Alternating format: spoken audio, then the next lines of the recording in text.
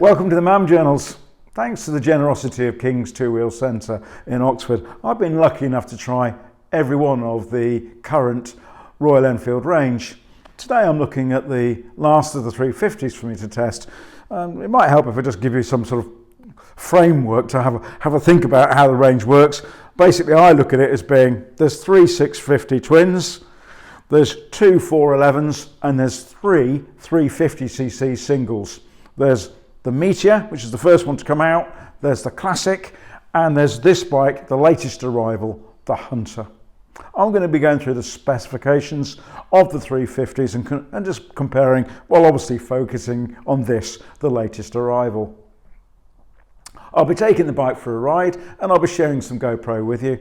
And finally, I'll be coming back and drawing some conclusions as to what my initial thoughts and impressions are of this bike. I do hope that you enjoy the video. Okay, so let's have a look around the bike. I always like to start with the engine. The Meteor, the Classic and the Hunter are all fitted with a 349cc air-cooled single. It's got a single overhead cam and it produces 20 brake horsepower at 6,100 revs. Also produces about 27 newton meters of torque at 4,000. The bikes, once they're run in, comfortably cruise between 55 and 65 miles an hour, and the top speed is probably just over 70. They do vary slightly from model to model in terms of how the ECU is tuned and the way in which the manifolds and exhausts are installed. This bike weighs in at 181 kilograms and is the lightest of the three, the Classic being the heaviest at 195 with the Meteor at 191. In terms of the dimensions of the bike, the smallest bike is actually the Hunter. One of the ways I look at a bike to give a good feel for its dimensions and indicative of how I anticipate the bike handling is the length of the wheelbase, i.e. the distance between the point at which the tyres touch the ground. The Hunter, is 1370. The Meteor, the touring style bike, cruiser, is the longest at 1400, with the Classic in the middle at 1390. The seat height on the Hunter is 790 millimeters, which is certainly quite a petite bike combined with its other characteristics. The Meteor, is being a tourer strike cruiser, is the lowest seat at 765, while the Classic is 805 millimeters. I'm 5'8". The bike feels small and it's easy to get your foot down on both sides of the bike in an upright position. The bike has got 17-inch wheels, tubeless, front and rear. The Meteor is fitted with a 19-inch front and a 17-inch rear, again extenuating that sort of tourer cruiser look, whilst the Classic has got a 19-inch front and an 18-inch rear. The theory on dimensions is really that the shorter the wheelbase and the tighter the rake, i.e. the angle of the front steering, the more agile the bike will be. They promote in the marketing material that goes with the Hunter that this bike has got a tighter rake, and deliberately so, although I've yet to find anywhere in either the handbook or on the website where it actually specifies what that rake angle is. But as when we'll go through when we get to riding, it certainly feels agile. In terms of fuel, and again this combines in with aesthetics, the tanks are all slightly different of course, depending on the styling effect that they're trying to achieve. The Hunter and the Classic share capacity at 13 litres, while the Meteor, a bike that's designed to tour a little bit further, is a 15 litre. These engines are very economical. All of the bikes are fitted with a 5-speed gearbox. This particular bike is called Dapper Ash, and although the website is not particularly easy to navigate or read, I think the on-the-road price for this bike is $3,899, so still representing, I think, very good value for money. All of the bikes come with a 36-month warranty, and looking at the service interval on this bike through the handbook, the inspection services are required at 3,000 miles, and you need to change the oil filter and adjust the tappets every 6,000. One of the things I enjoy about the Royal Enfield brand is their approach to continuous improvement, and I noticed on this bike that the filler cap is one step forward from the ones fitted to the early bikes, being hinged and saving you the task of finding somewhere to put it every time you wanted to refuel.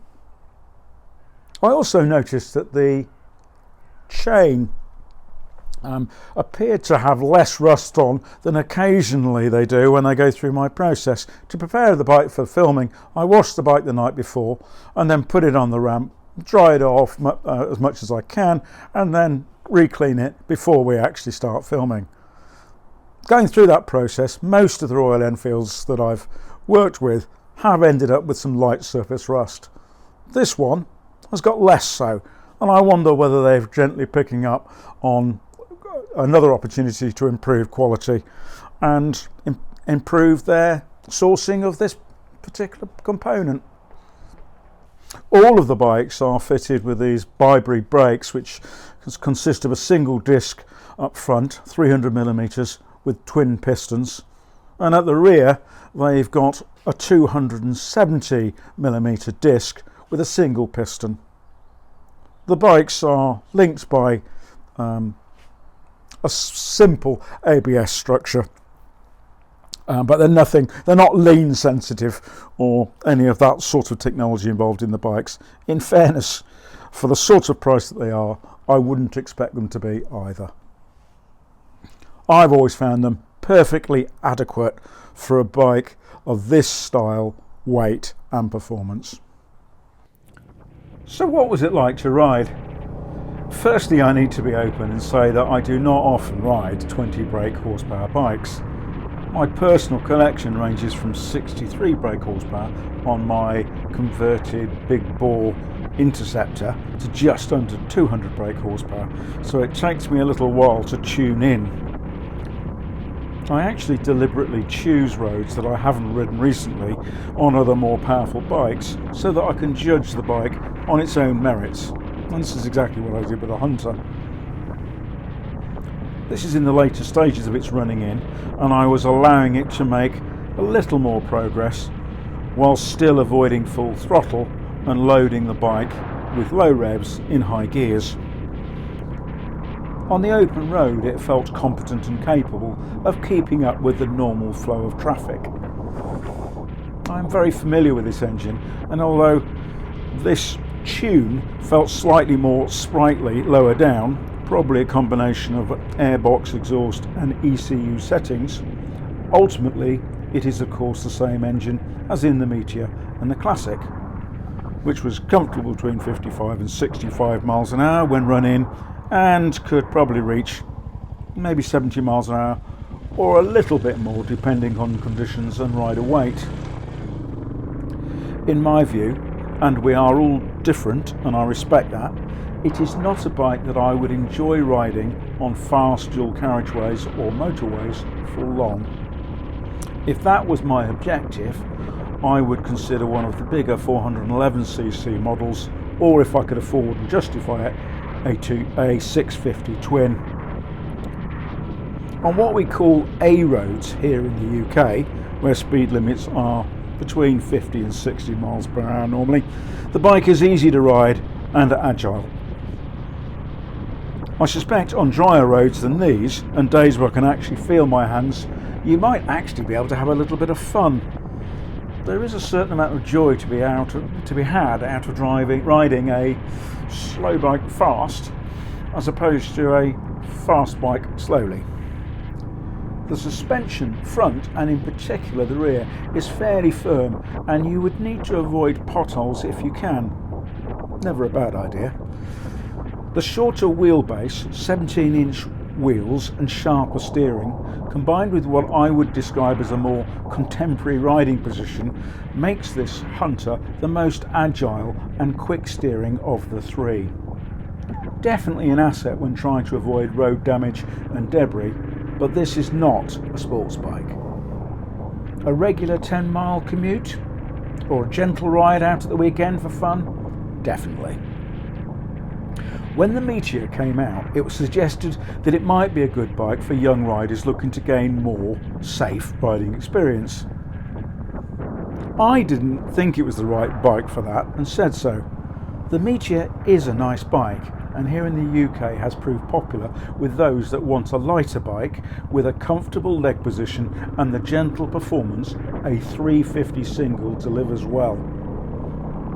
I think this Hunter is far more likely to appeal to a younger rider than either of the others, although I'm not sure how big that market actually is here in the UK. But there will be some. As I rode the bike, it reminded me of actually an old Honda CB250 RS, which was a 26 brake horsepower 250cc single from the late 70s and early 80s. A similar riding position and character, although pre-emission, and therefore was actually faster than the 350 today. I think it came in at about 85 miles an hour, so a little bit, as I say, faster than the 350. I thought the RS was a good little bike, and my comparison is meant as a compliment. The bike was very comfortable in town. Good initial low-down take-up. The precision and lightness and agility of the bike made it easy to make your way through traffic. Oxford's relatively new and not universally popular 20 miles per hour limits don't actually suit many vehicles' gear ratios, and I found myself occasionally in second, a bit too low, or third, a bit too high. Ironically, 25 miles per hour felt fine. Oxford is a beautiful city, and we are blessed with some amazing architecture and history. Although not the murderous epicentre an episode of Endeavour might have you believe, it is also not a haven of tranquility and goodwill either. Town, gown, the universities and council disputes are frequent and can be prolonged. What is best for Oxford is currently a very lively debate with the residents, retailers, universities and councils appearing to have very different views.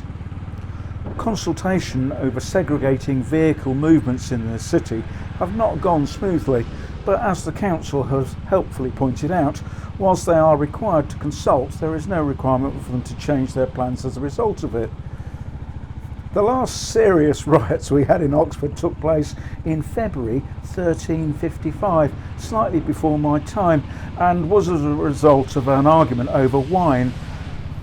Apparently they went on for 3 days and 90 people were killed.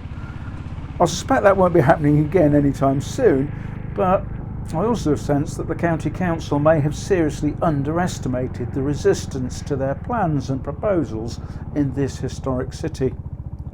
I think it's an interesting debate that's going to go on in cities across the world as we try and find ways to balance our economic needs and our desire to protect the environment. I'll keep you informed of the debate in Oxford. There are going to be a few cities in the world better equipped to have a proper eco-argument than Oxford. The Hunter is estimated to do 106 miles per imperial gallon, and with bikes on average producing half the carbon of a car, I remain hopeful that they can play a more active part in how we make our cities cleaner while still carrying on our daily lives. The brakes and switchgear were intuitive to use and effective, and the simple, uncluttered instrument panel easy to read. I also found the clutch and gearbox smooth and comfortable. The bike's easy to sort of manoeuvre both on and off the bike, and I think it will suit somebody who needs a little bit of city work but more rural, longer journeys than perhaps electric offer would give them. So what are my initial impressions and thoughts? For me, this Hunter is the sharper, more agile, more progressive of the three bikes. It seems to be unencumbered by a desire to somehow reflect historical relevance, and it's not looking to have the cool of the cruising style Meteor. It is light and easy to ride and sips fuel. I'm not sure how many will sell in the UK, but I am absolutely confident that this is a bike that will sell well globally. Royal Enfield seem to be very good and highly skilled at identifying markets, building a product, satisfying it at a profit. Personally, I'm not at the stage of my motorcycling life where I'm buying 350s, but if I did, I'm taken by the looks of the classic, the ride of the Meteor, and the agility and modern progressive feel of the Hunter. We're spoilt for choice. I'm sure if you are in the market for a 350, it'd be a good one to try. I hope that you've enjoyed this video, and if you did, you might be kind enough to press like or even consider subscribing to the channel. But as always, regardless of any of that, I hope that you ride safe and you stay well.